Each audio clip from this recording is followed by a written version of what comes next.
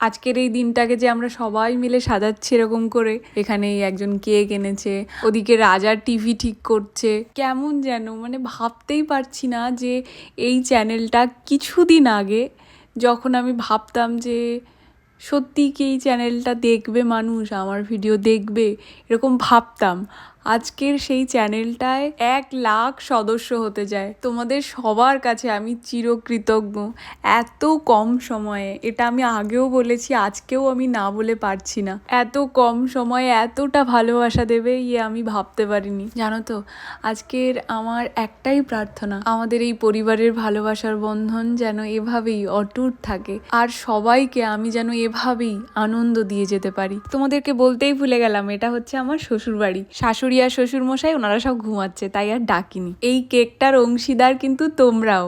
চলো সবাই ভালো থাকো, সুস্থ থাকো, আজকে তাহলে আসি, দেখা হচ্ছে কাল।